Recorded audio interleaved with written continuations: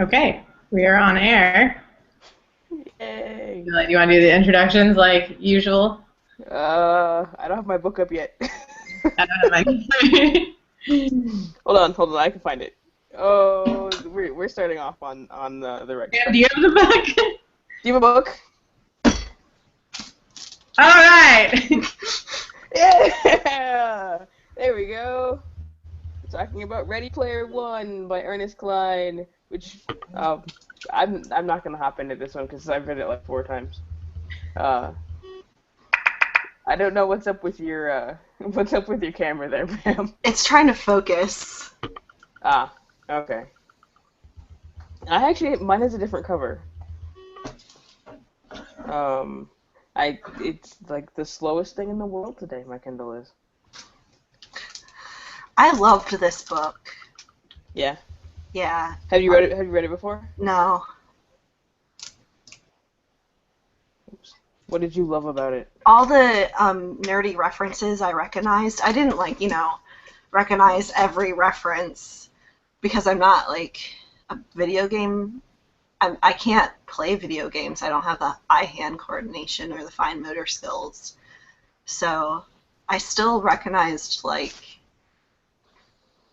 Schoolhouse Rock and like um, his like spaceship was a Firefly, wasn't it? Yeah. Yeah. It Yeah, was Firefly class. Yeah. and I liked the plot a lot and everything, and the writing was good. All right. Hey, there's Meryl. Hi, Meryl. Are you there? Hey, so Hey. I'm not done, And but the I first didn't I reading didn't from Mary. know, you know, I'm not done, but I didn't know if that would be a problem. So I was going to ask Well, you guys if there are like severe spoilers that I should be wary of. How far Probably did you get? anything is kind of predictable. I mean, Yeah, that's what I was figuring from reading it. I was like, I feel like I can predict kind of what's going to happen, but I don't want there to be like, I don't know, like a Gone Girl type twist, and then it's like, oh well, now it's not fun to read. how far did you get? I I'm like a little over halfway. Okay. So Oh, well, there is. I like who H really is a surprise. That's the one thing I knew going into the book Mm. because, I was so pleased too, yeah. for like pretty obvious reasons.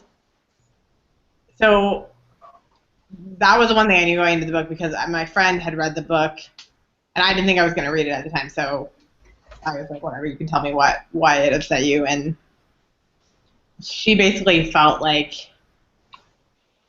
Wade kind of just dismissed H's real identity. Was like, okay, well, I'm just gonna keep thinking about him as white man because I thought Yeah, him and cool. I, Like, really matter. I didn't have a problem with that because H is like they live like almost all of their lives in this virtual reality. So like H's personality is more of H's avatar than Well, I think you could. I mean, I think it depends on how H feels about that. yeah, how yeah. I didn't find it as problematic as my friend did. I think maybe for my friend it was because she's a lesbian and she felt like that was a dismissal of her identity. But Mm. I don't know. That's not. I mean, I don't have that perspective, so I can't speak to that. But but anyway, I think the points, the reasons that she did what she did make a lot of sense. Why H Yeah, the became like from my H. perspective, yeah, the choice that was made there made a lot of sense. yeah. So I didn't really find it problematic either. Yeah. I thought the way that she explained it to Wade could be seen as a little bit didactic. Yeah. A little heavy-handed in the chunk, the way it was presented, but I mean, I feel like a lot of things I read are didactic anymore. So I liked the book. I felt I started reading it on Thursday and I blew through it in 2 days. And I don't think it's like a favorite. I don't think I would probably reread it, but it was very engaging and it's very like action packed, so it kept me Yeah. very fast. I started it around noon today. Is what 6 there now? No. You know, It's 5, I took right? a brief nap. It's 5. You're on Central Time. Yeah. I forgot that reading makes me fall asleep also, so that was a problem. And then I got hungry. I forgot that I needed to eat, so that was a problem. I did shower, though, before I started reading. Yeah. You know. Good plan. I stayed at someone else's house, and I was going to wake up early and read it, but there was no space on my phone for the Kindle app. Oh. So I had to wait till I got home. I'm going to put some discussion questions in the chat. You guys were talking very cryptically about H, though. What's that? You guys were talking very cryptically about H. We don't want. I don't want to spoil it. For you. I feel like it. I don't want to be a detriment to the conversation, though. Yeah. So not gonna no. I don't want you to like talk very cryptically if it's going to like affect the quality of the discussion. I don't know if you want to read the discussion questions. Which discussion questions did you post? I'm on my iPad, so I can't get them. Oh, lit lovers. Okay. And I had those open a minute ago. Okay. I'm just reading in the downtime. Ignore me. See, okay, so I was a huge fan because as I came into my gamer self, was when I read this book, and so it was really exciting. And the 80s pop culture, so Yeah. it was a good time. I thought the first like 20%, the world building piece is so slow. Yeah. But I appreciate quality world building, as you probably It was have good quality. criticism that I've had of the bad world building in many of our books. So I didn't mind that. I don't think I minded it the first time. In rereading, I skipped that part. Okay. Mm-hmm. That makes sense. It's like, okay, well, and I listened to it more than I actually read it. I gave my copy of the book away because one of my former students really loved it, so I just gave it to her. Will Wheaton is awesome. Let me just say. This is sort of similar to question 3 on here, but did you guys feel like it was a realistic depiction of what the future could be? Yeah. 2044? I don't think that soon. I think it's hard to put a date on it. Yeah. They said, oh, we'll have like hover cards by 2000, 2015, Yeah. whatever. I wonder if the setting, the choice of that year was intentional, because it's about 30 years from now, and the 80s were about 30 years. Yes. So I think it's trying to say, like, this is how much things have changed in the last 30 years, this is how much they might change in the next 30 years. Mm-hmm. That makes sense. Good thinking. That makes sense. I think it's definitely possible, just with the way that, Facebook was just invented 10 years ago, and now it's like everyone is on it and it's integrated with everything, and it's totally possible that somebody could invent, the next 30 years, somebody could invent a technology that is all immersive and becomes the new world economy and all those things. Hmm. I was saying I wasn't even thinking about the virtual reality world. I was thinking about in terms of the physical world. Well, yeah, Yeah. both. I think they Oh. are interrelated. I love the idea of the Oasis. Just because there's so much possibility. You know. Yeah. I think it's terrifying. Yeah. I don't like it at all. It makes me very scared. I'm apprehensive. Why?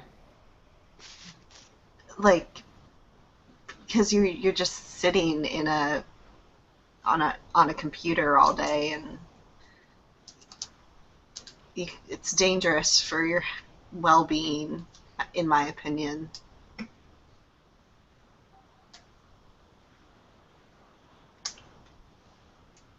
I feel like to some extent Klein was trying to make the point that if we take better care of the physical world, then we won't have to create Yeah. such an immersive virtual world. Mm-hmm. It's also kind of like, I feel like a virtual world will never be the real world. But maybe that's just me being naive. What do you mean? Say again? I feel like the virtual world will never quite be the real world. Like, it's impossible to do that. And also, how do we continue creating a virtual world if the real world is being destroyed? Then eventually everything will cease to exist. Yeah. Well, I think that's essentially what's happening in the Right. book. I mean, they're moving towards a world in which the physical world is essentially there to support what happens in the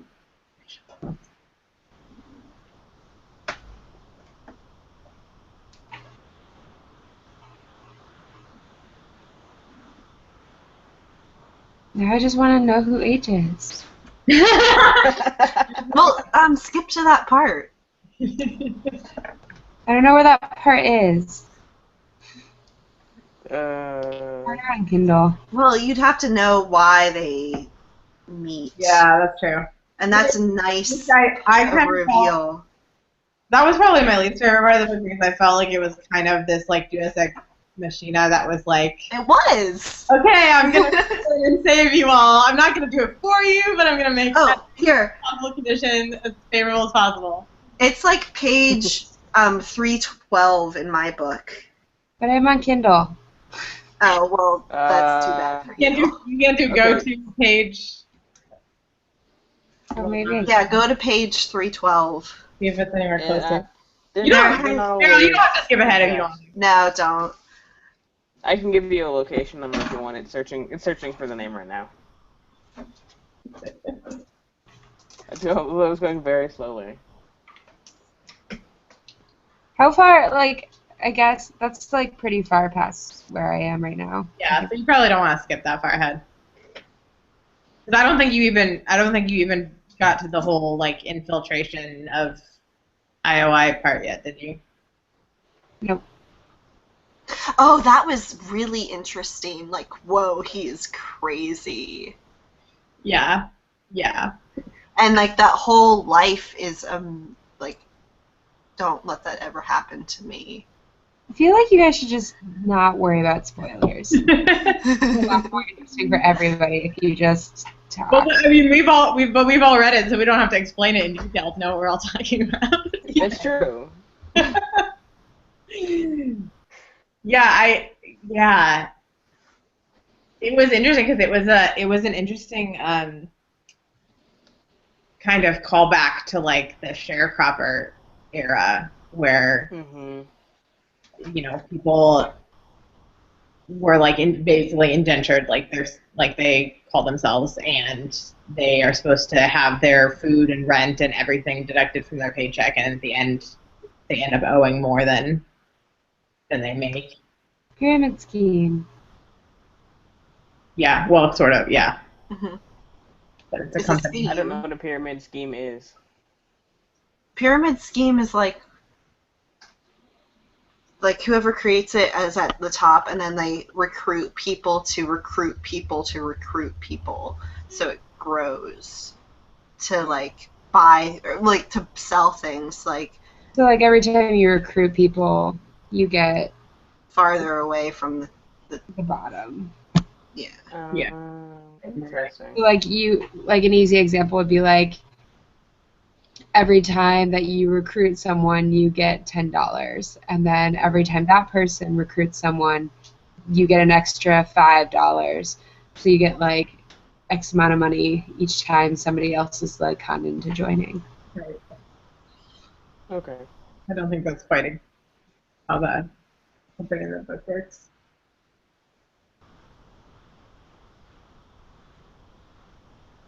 Okay.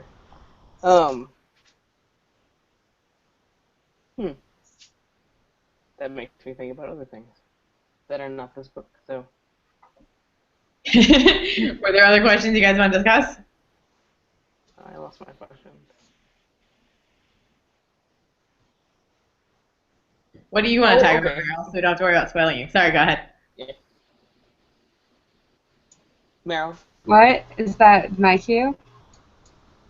I think you guys should just talk about it without worrying about spoilers and maybe filming in on the relevant facts, because then I feel like I'd rather have a relevant conversation than avoid spoilers. Yeah, well, that's why I'm saying if we can talk about something that's part of the book that you read, then you can join in the conversation. I mean, anything that's before chapter 22, because that's where I'm at. What has been your favorite part of the book?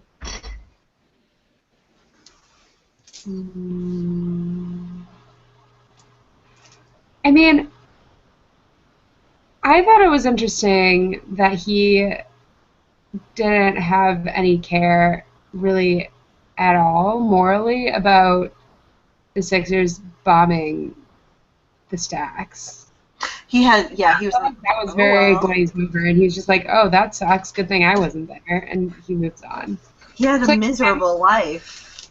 Yeah, but he like lived in a stack of like 22 buildings. He was like, "Oh no, my favorite neighbor died." Yeah, Yeah. Yeah. but at least I'm alive. But I maybe that kind of distance is the distance that's partially created by spending most of his existence in the Oasis. Mhm. Yeah. Without that face-to-face human contact. And I guess he's probably kind of bitter about it too, because he's never had that like connection with any human, so he doesn't. I don't know. Yeah.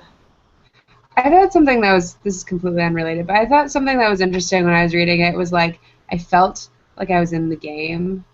Like I knew that I could never solve any of these things because there's no way that I'm going to memorize like whole movies the way that they do, but like I was like searching for clues within the story while I was reading it, and I was like trying to figure things out and like look almost for like Easter egg clues in the text to try to be like, oh, will this come up again? Like, and on Kindle, like certain things are underlined. I'm like, why is that underlined? I have no idea why that's underlined, but it's probably important because 782 people underlined that sentence. So I'm like, why is that underlined?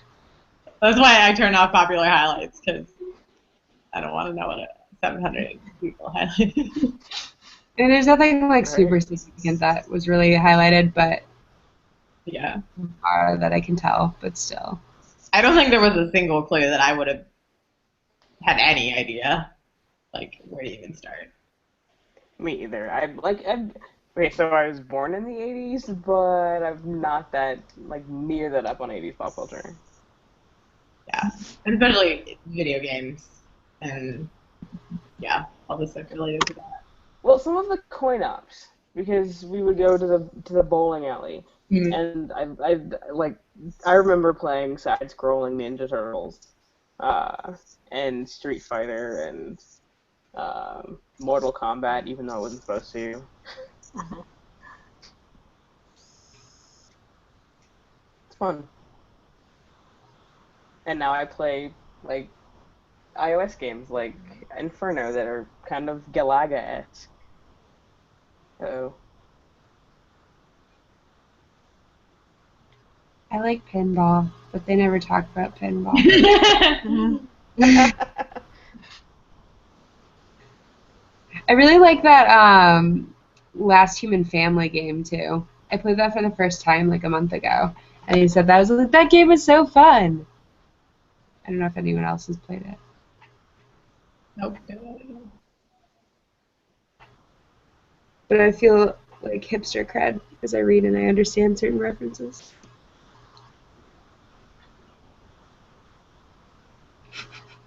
Just like a big picture of Jessica just like nodding at me like, all right. I really appreciated the realism in some of the details that the author put in, like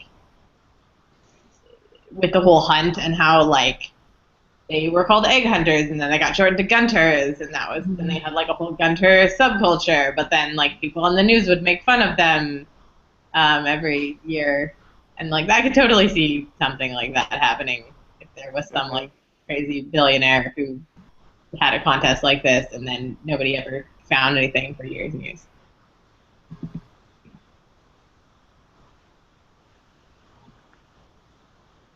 So here's a question, and I don't know if it's on the list or not. But when I read the first time, after I read the first time, I was looking at reviews. People were talking about how the people who couldn't get into the book were talking about how they found it unrealistic that people would be so enthusiastic is not the word that I'm looking for, but so enthusiastic about saving this world because it's not like it's on the internet. It's not a real world. It's not a big deal if it gets destroyed or whatever. So I'm interested in your reaction to that. I think the internet is a place.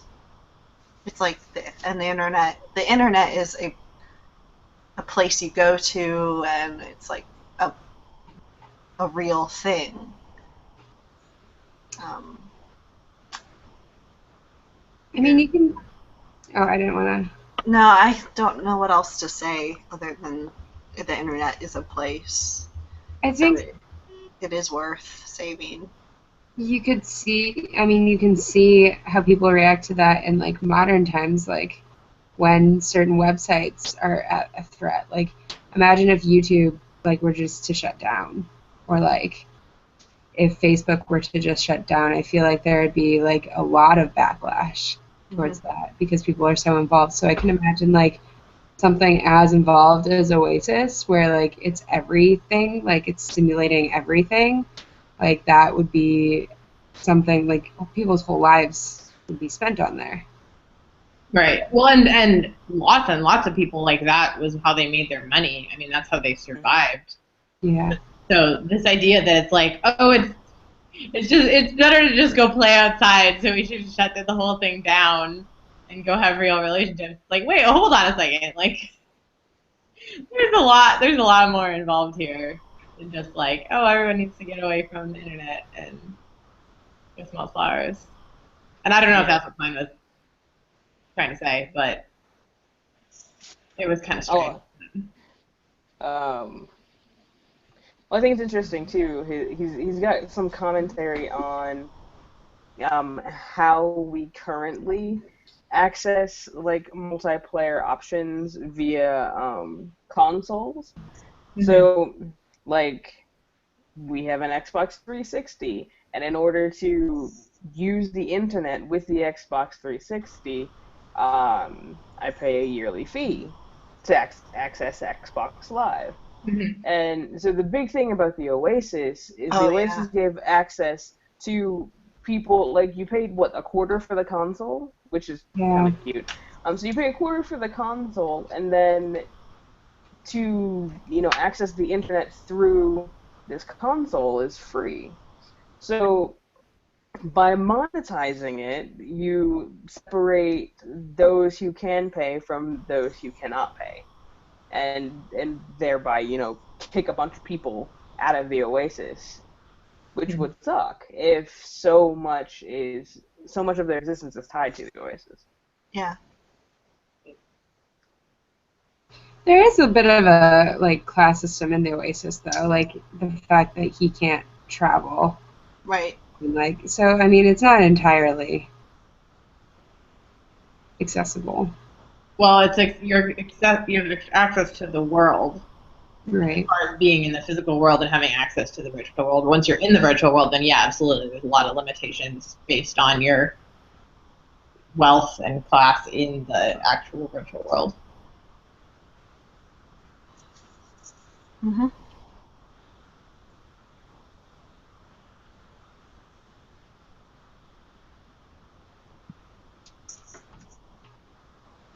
Riveting conversation, guys. I wish I could contribute more. I did attempt. I forgot how slow I read. Oh, But really don't worry about spoiling me if there are bigger things to talk about.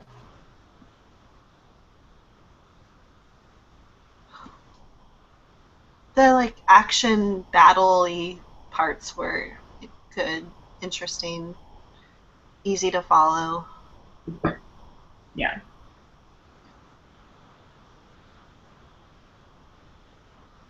I kind of felt like the Japanese characters were written kind of over the top stereotypically, but Stereotypical. maybe there's more actual cultural references there than I realized. I don't know. Mm. Maybe it's more realistic than I realized. But yeah, it seemed kind of overly stereotypical, especially the part where It was almost like they were cosplaying, like Japanese right. samurais. They were like they won't. They were just acting that way because they liked it that way. Yeah. Well, I was gonna say at one point the guy Wade is like, oh, did he commit suicide? He's like, no, he did not commit seppuku, which is like a very specific type of suicide, and I was like, totally that doesn't work. Yeah. You're just putting Japanese words in to sound more Japanese.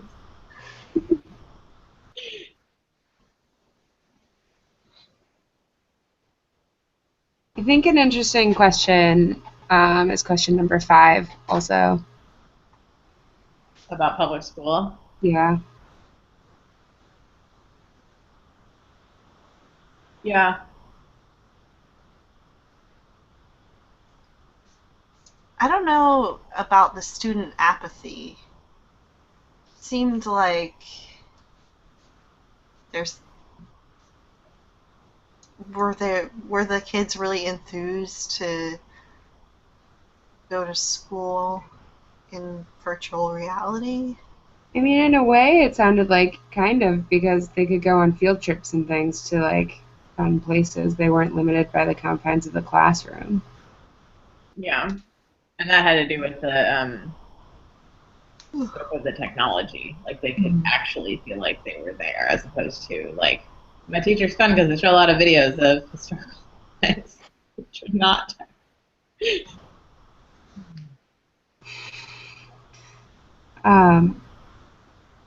I think it's an interesting question in relation to like bullying, and the fact that he wanted to go to virtual school so that he wasn't bullied anymore. Like, is that a feasible solution, or is that just ignoring the problem? Well, it does seem to downplay the scope and effects of verbal bullying, which is kind of what they were left with. You know, I feel like yeah, they couldn't like physically hurt each other, but that's not what a lot of bullying is. It's not. But didn't he mute somebody? Yeah. Sure, yeah, he can mute people. But Well, then, And so I think it's also effective, like him being able to choose his own avatar. Like nobody had to know he was overweight, or nobody had to know like that he wore the same clothes. You know, like that would eliminate. Yeah. yeah. But then he got bullied for not having money within Oasis. Like, oh, you're wearing the default clothing. That's true.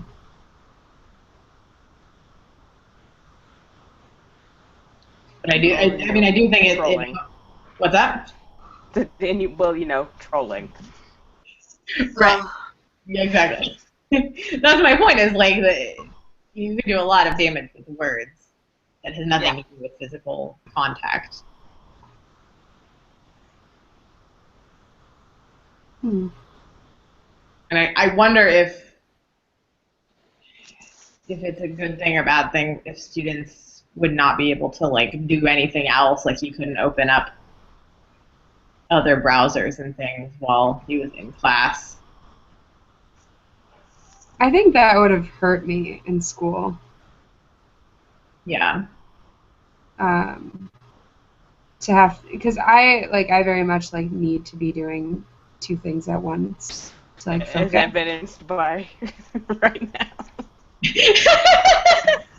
I doodle and stuff while I talk to people. And the thing is, like, so I was dating this guy, and he was always like, "Are you paying attention?" I was like, "Yeah, I'm paying attention. This is what you just said." But then, like, when we would be somewhere and like I wouldn't have anything to eat or anything to draw, or like anything to like double focus on, like I couldn't focus because I was so Yeah. like, I felt. Doodling helps me focus too.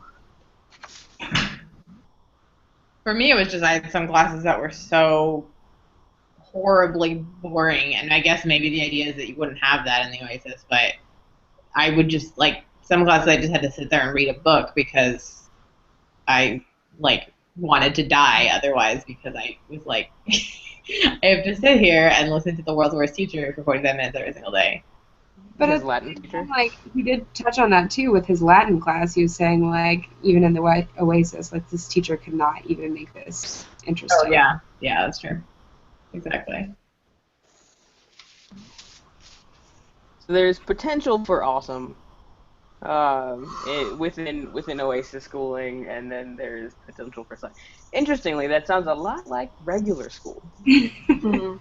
It comes back to like the laptop debate that like is it good to give students laptops in class? Right.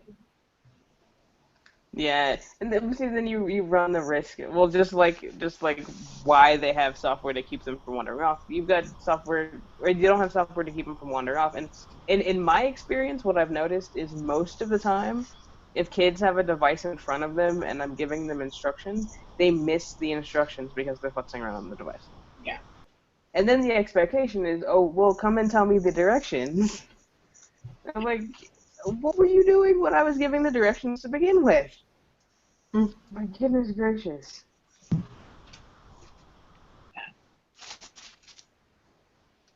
So, I don't know. I think it would be neat to be able to like go to places and interact with space and not destroy it, but not being able to do something else in class would suck. Yeah. I kind of like the idea.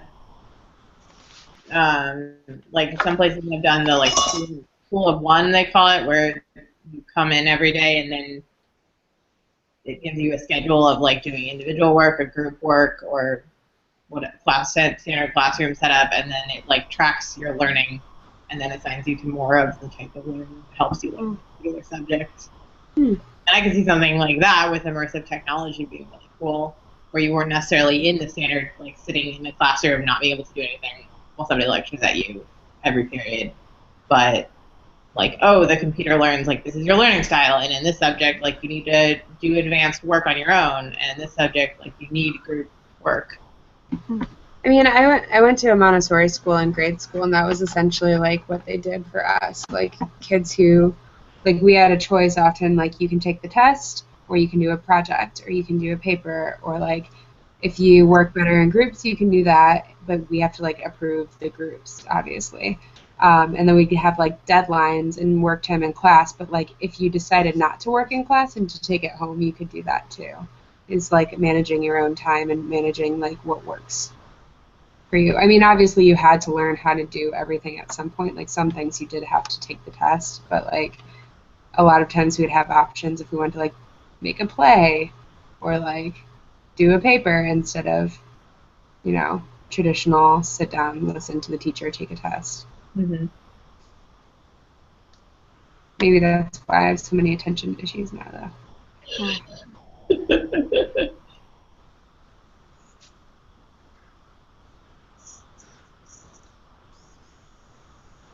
Right.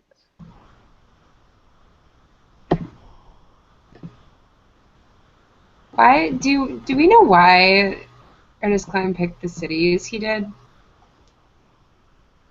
Well, he lives near Columbus. Isn't there like a tech like isn't there an IBM headquarters in Ohio? What isn't there in Ohio? I don't know. I'm not sure. I'm googling it. Yes, there's one in Lakehurst, Port Dublin, Ohio. Also in Columbus. Ernest Cline lives in Ashland, Ohio.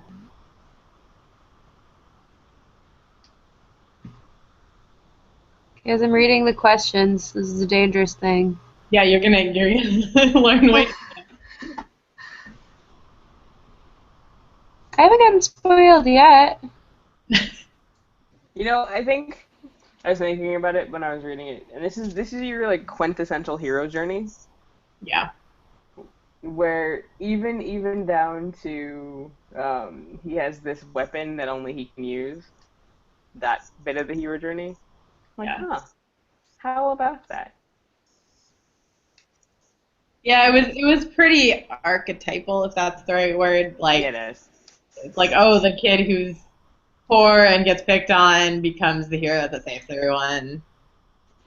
Mm-hmm. And yeah, like even though they formed a group, it's like, oh, it's the white male who ends up living while everyone else, all the minorities die in his clan. Hey, at least no, I'm not gonna make that joke. Um,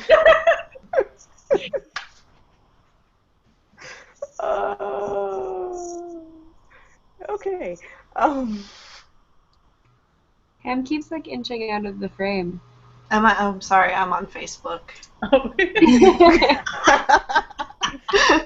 I get berated for it. Hey, you were not berated for it. It was just pointed out that you paint your nails. Yeah. Oh my gosh. Oh. What? I think It's not like you missed the discussion. Spoiler question. Also, guys, What? I think the only spoiler question is number 12. Yeah, I mean, we already told you about number 9, so that would not be as much a spoiler then. I actually didn't read question number 9 because I read the word infiltration, and then I was there like, you go. I'm not gonna read the rest of this. So I did that with both of those questions, but the rest of them are all fair game. They're all good. I'm interested in question 10 because I did notice how overtly critical or dismissive the novel was of religion or faith. I hadn't thought about the parallels to Halliday being like a god for Oasis, but it's very true. And I wonder if that's the main reason that Cline included the whole thing about God is not real in the first part of the book. Okay, I missed that. Which thing? Well, I like the whole religious, like that conversation completely missed. I was so focused on the video game stuff. Oh. Yeah, there's a whole section where he's like, I wish someone had just sat me down and been like, hey, this is real life. It sucks. And they told you that God exists, but it's a lie. And they told you that after you die, there's a heaven, but that's a lie. And I was, what is the point of putting all this anti-religious stuff in here? But I guess if it's supposed to be in contrast to the way that Halliday and his creation are considered almost like a faith for the Gunters, then I guess that makes sense. Mm-hmm.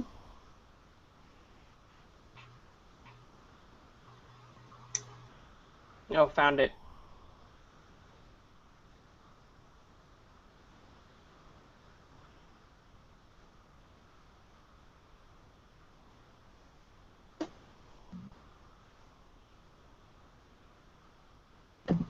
That's like all the way back in chapter 1. Yeah. Oh yeah, that's the part that I You skipped. skip over every time.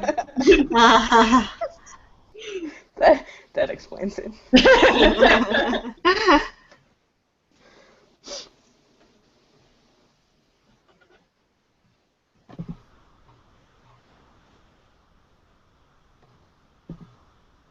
So what does the novel say about humanity's relationship to religion?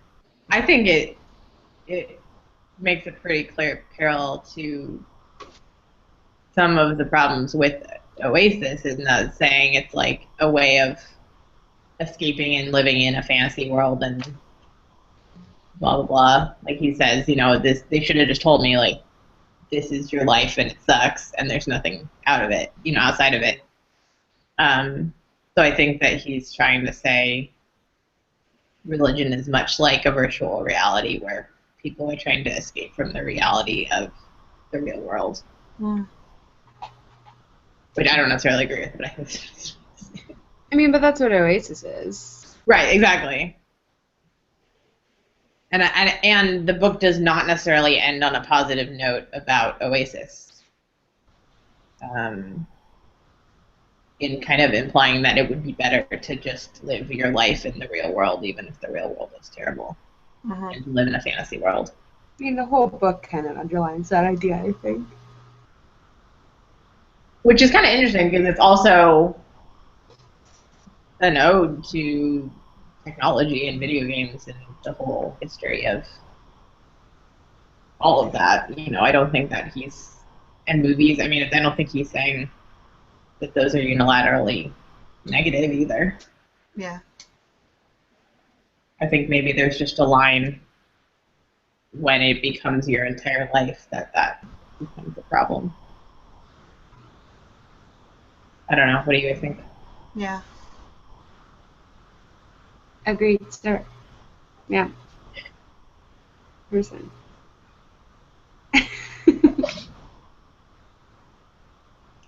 I gotta run. Okay. I think we've got a tie for next month, so. Well, you said June and July, right, on the poll? What? Did you say that we were voting for June and July? Yeah. I think it's funny that it's a tie between the four of us. Is it? Yeah, Really? it's Eli and Jessica versus Pam and I. That's really funny. Well, I only voted for The Elegance of the Hedgehog because I own that book. I did too. That's why. Ah! I have read that book and I did not like it, but maybe you guys will like it. Oh, the other book I was going to vote for is still Alice because I have Alzheimer's. Yeah, I want to read that. I wanted to take Yeah, Where I have Back it in my Off family because too. I but- already read it. Okay. So go back into the list and only one person I has voted tried. for it. I tried it and so- it wouldn't let me edit it. Really? Yeah. Okay. I mean, if somebody else wants to read it, it's a really short book. No, it let me vote on multiple ones. I don't think that's supposed to happen. Mm. Yeah, Yeah, I that- saw that. Also, And I don't know why it did that, but I don't know. Whatever. You're gonna not cheat. It's not like it's affecting things at all. Yeah. Anyway, I'm gonna run. Well, we can talk about the book thing later. Okay. So I'll see you guys. Bye, Eli. Eli. Bye. Happy dinner. Thanks.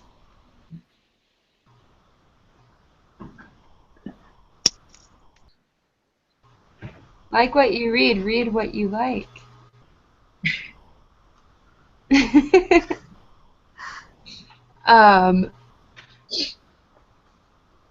Yeah, I feel like this book, generally, I feel like the themes are pretty consistent through it, and I feel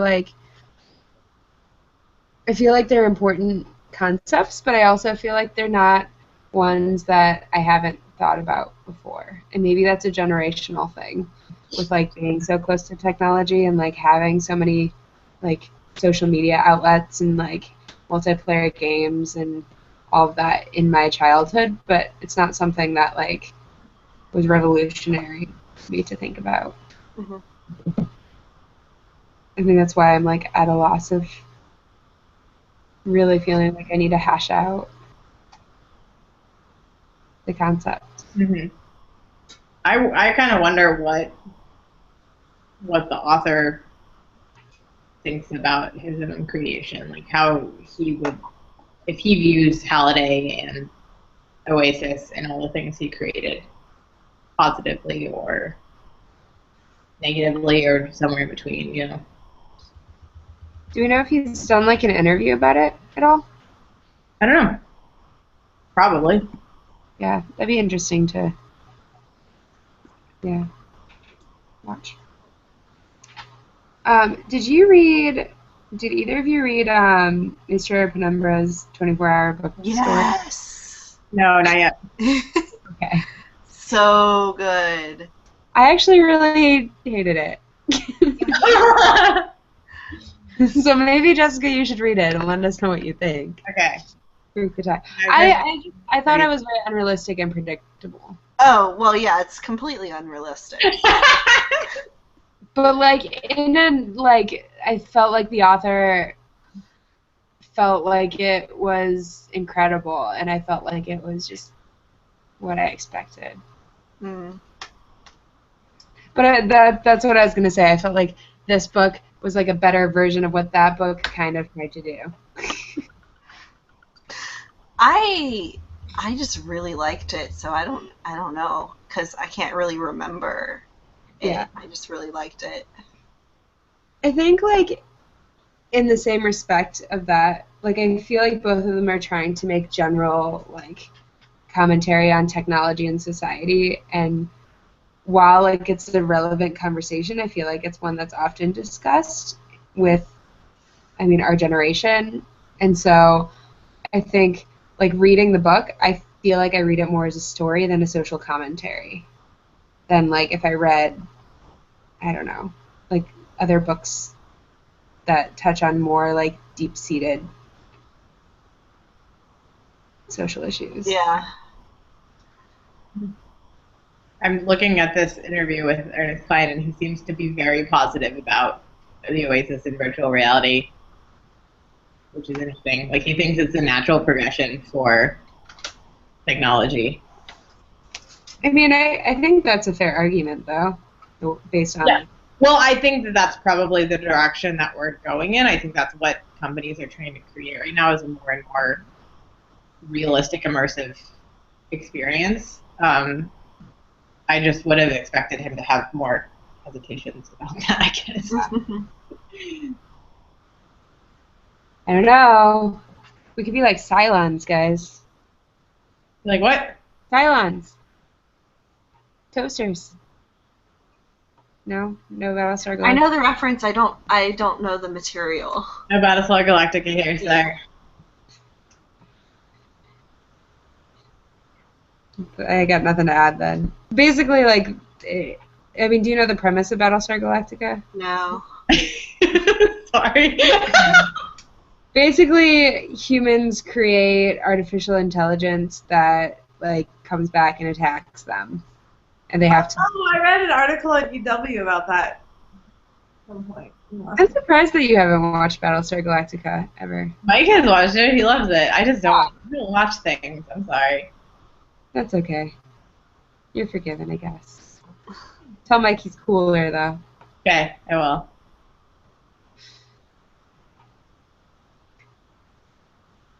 Okay, anything else you guys want to talk about? Nope. I'm exhausted. I feel like falling I'm not asleep. contributing as much as I could because I haven't finished. But I don't want to, like, stifle conversation. I just mostly wanted to hear what you guys thought so that I could think about it while I read it. So you are planning on finishing the book? Yeah, I'm going to finish it. Probably this week. I feel weird today. Yeah. I think it's, like, I honestly think it's, like, a really good book, but I think it's more of a fun book than, like, a in-depth, like, analysis book. Right. Like, it's a fun book that's, like, topical, but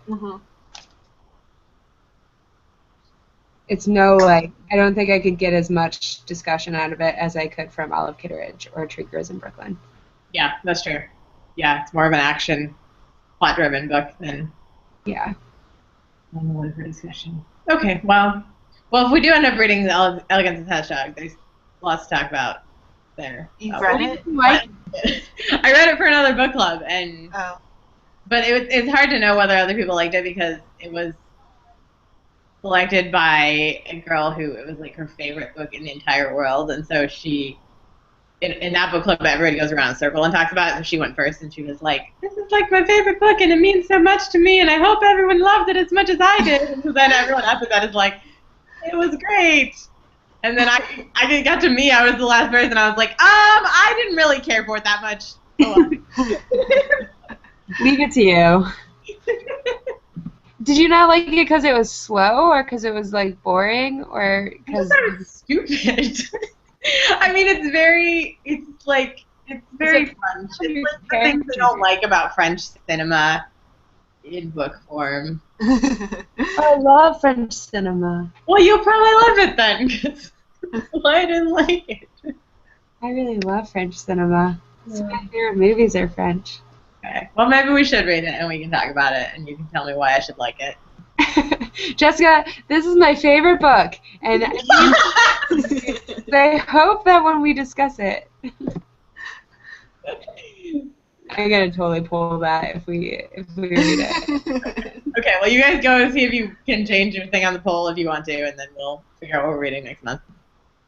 Yeah, I think it's like you and Eli chose Saving Francesca, and Pam and I chose Elegance of the Hedgehog. Yeah. So what are we doing? What? What do we want to do? I don't care. It sounds like we're going to read both of them either way. We should just read them in alphabetical order. Okay. Or reverse alphabetical order. Like, just pick one randomly and read that one in June. June. Let me see how long either of them. San Francisco is not that long, right? I don't think so. Elegance of the Hedgehog is just like super philosophical, so it Yeah. takes a while to get into. I wanted to read Saving Francesca too. I just own Elegance of the Hedgehog. It's on my to read all the books you own, which will never actually happen, but we can dream. Yeah. Girl, Yeah. I own like 300 books. Oh my I gosh. think around there too. I mean, we just went through all our books, but I have like 7 books that I own that I haven't read yet. So. Yeah, but you read like 800 books a year. I don't know how you do that. That's not true. I read 2 books in the last month. It's kind of, no, 3 books in the last month. I've read a half a book in the last month, and I don't have a baby. You read that today? You read that today. Well, okay. I'm also in the middle of 6 books right now, so I probably Yeah. more than I have that. that problem. I read The Life-Changing Magic of Tidying Up in March, and so I've been focused on doing that process for the last 2 months. So I haven't really been reading a lot. Yeah. And I've been doing 2 jobs, and I have a baby, so I feel like I have some excuses. I would not ever read if I had 2 jobs and a baby. Well, I still have to. The thing is, I'm still hourly, so I still have to do both jobs within 35 hours a week. So I'm just really exhausted and stressed out, but it's not taking me any extra time. Yeah. I would just fall asleep on the book. I did that today. I fell asleep on the book. Yeah. Well, that's what I've been doing mostly is going to bed. Usually I read before I go to bed, but. I've also been biking to work, which limits my reading time because you can't read while biking like you can on the bus. Yeah. You could do audiobooks, but that's probably dangerous to everyone's. Yeah, it freaks me out living in Chicago and Yeah, I wouldn't do that. having anything blocking any of my senses in Chicago biking. Okay, well, I think we should end the broadcast, and Yeah, I'm exhausted. I'll talk to you guys next month. Bye. Bye.